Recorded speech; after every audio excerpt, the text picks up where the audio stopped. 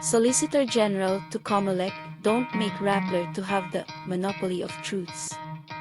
Solicitor General Jose E. Calida, the government's top lawyer, urges the Commission on Elections, Comelec, to unilaterally rescind the Memorandum of Agreement, MOA, it entered into with Rappler Incorporated, Rappler, for being violative of the Constitution and other laws, not to mention its being onerous to the government and to the Republic.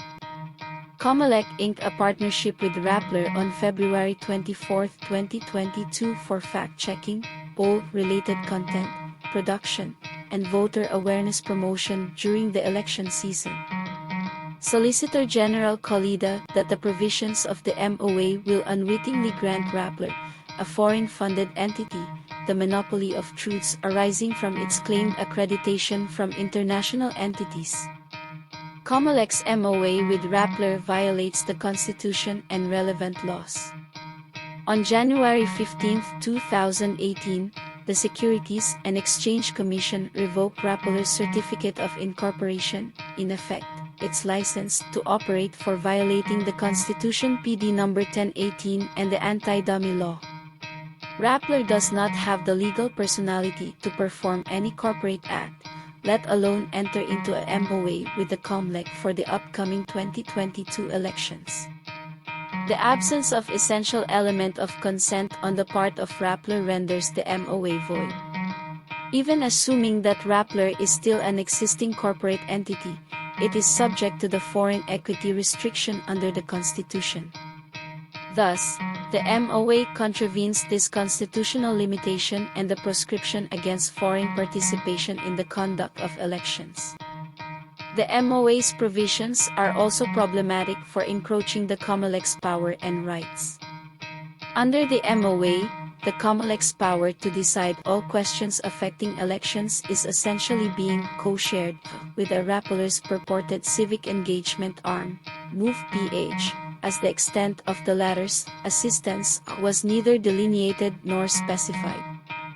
Worse, the MOA even lacks a set of qualifications of the persons who will comprise MOVE-PH to ensure these persons are impartial or non-partisan.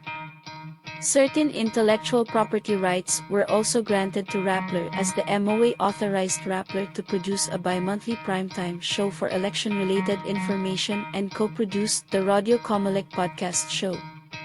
The MOA also empowered Rappler to alert the Comelec on any election-related claims on social media.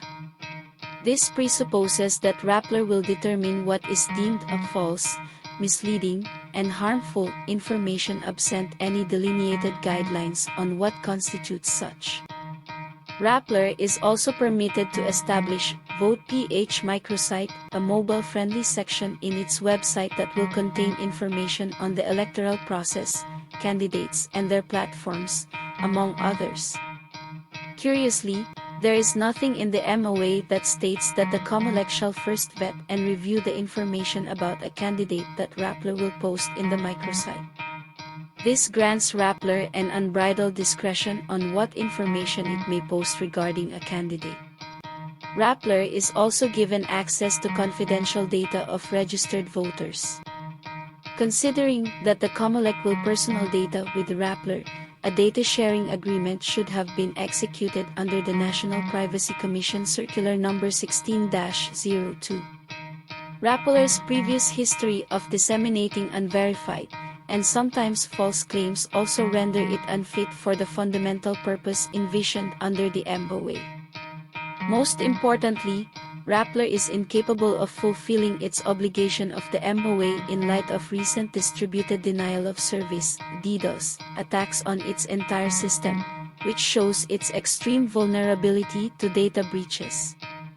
Local media outfits, including members of the National Press Club which are constitutionally qualified, the role given to Rappler can do a much better job.